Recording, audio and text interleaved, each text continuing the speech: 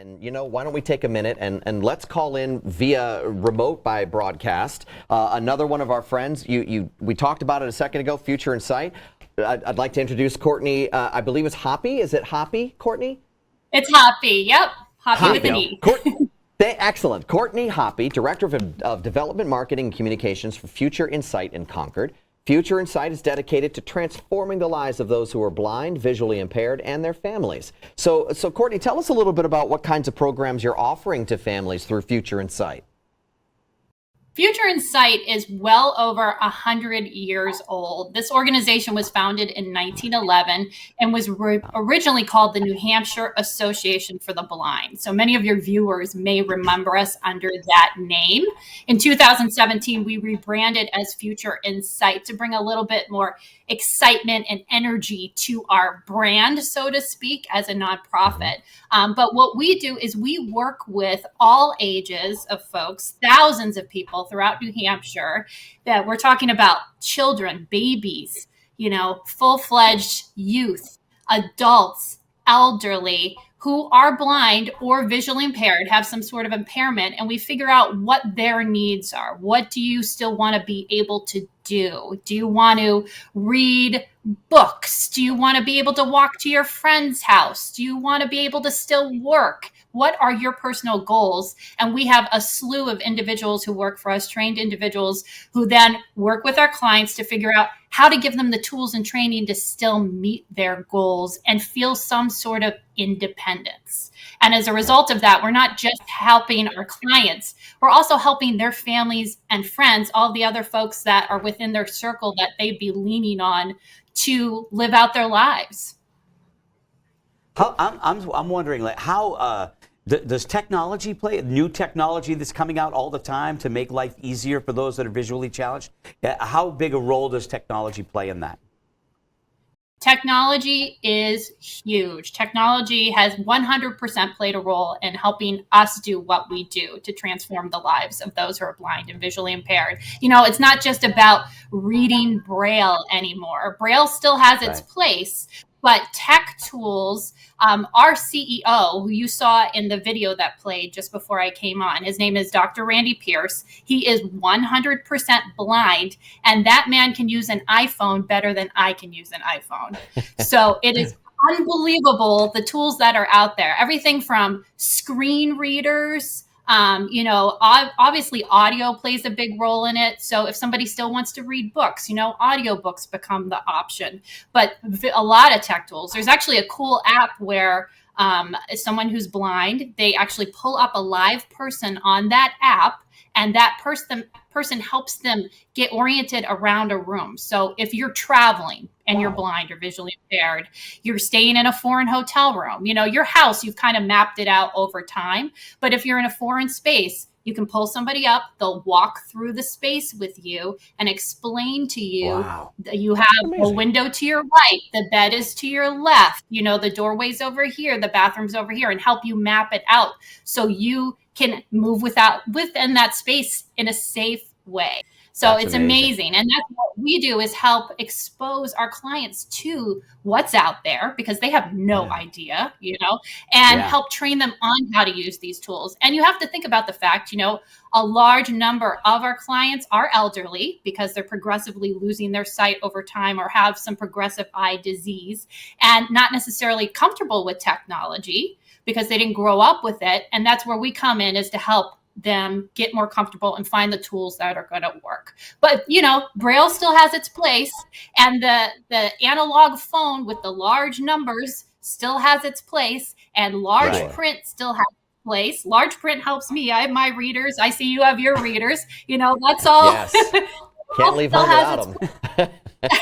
So Courtney, I have a question. So that's a fascinating description, and I love how technology has become such an amazing aid to bring that sense of independence to people that have any problems with their sight. But I'm wondering, is the community increasingly receptive to making sure that the accommodations are there so that these people's light can shine brightly with the contributions that they might be able to make, whether it's in the workplace, whether it's in recreation, whether it's just hanging with family? Are you seeing the proper community supports, and what message do you have to the community for helping those whose sight may not be exactly 20/20?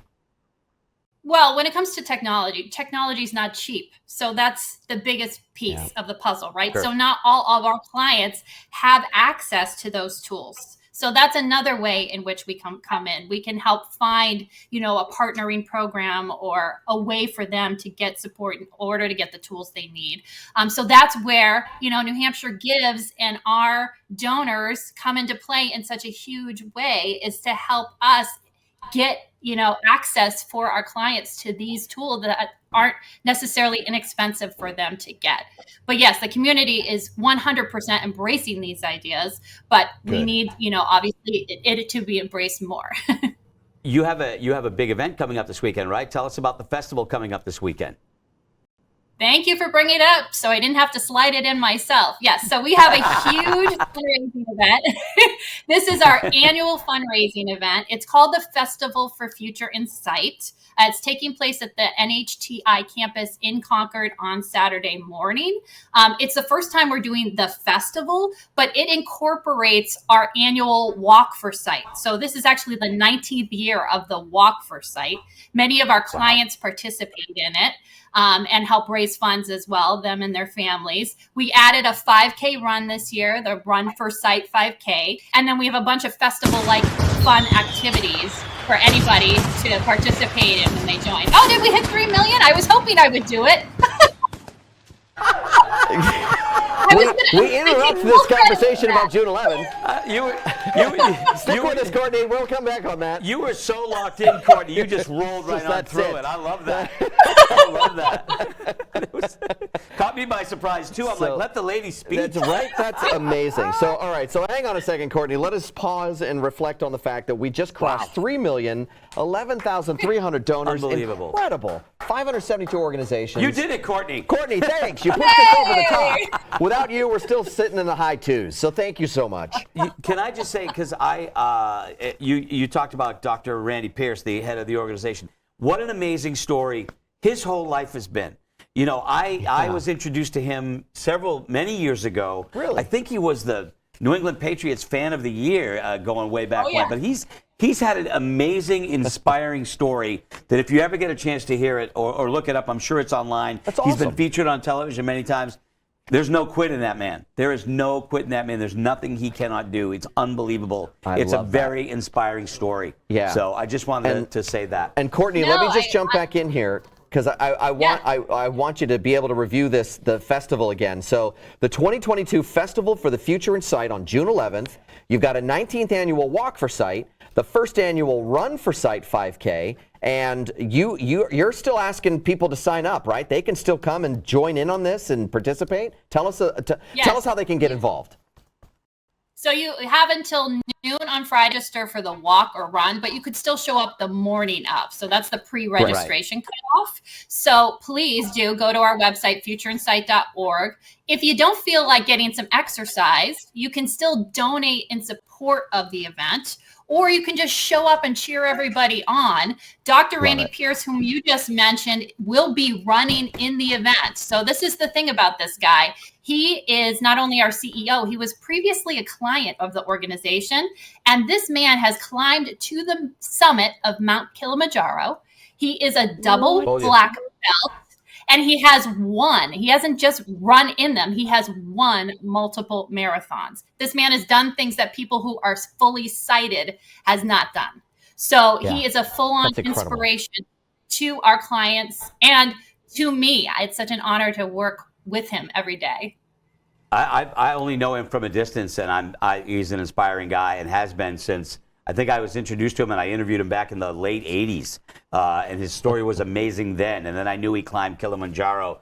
It's a story. It's the movie stuff. A movie should be made of the guy. Somebody call Tom Hanks. Absolutely. Call Tom Hanks over there. Courtney, you put us over the top. Look at that, 3 million. Wow. Courtney Hoppe, thank you much. Thank you for a beautiful story and just an inspirational effort to help those who are having challenges with sight. And wow, just a wonderful thing that's going on this weekend, too. And we hope a lot of folks will show up and help celebrate Future in Sight. Thank you for the work you do, Courtney. Thank you very much. Thank you. Thank you. You're welcome. Thanks, Courtney. Wow. So, wow, yeah. And see, I love how it comes full circle that you knew who Randy was. Yeah. You'd interviewed him before. As soon as I saw his picture, I'm like, I know that guy. That's Yeah, awesome. absolutely. And that's what I love about New Hampshire. It's Yeah. about relationships. Everybody, at some point, you spend enough time in this state, you're going to know a lot of people. Right. You're going to bump into a lot of the same folks. You hear a story like his, you don't forget it. No. You do My not gosh. forget it. I mean, seriously. Seriously, there needs to be a movie made after him. Yeah, That's right. incredible. Right. Unbelievable. Well, and so that yet another place to be able to invest in an unbelievable and worthy cause. We're past $3 million.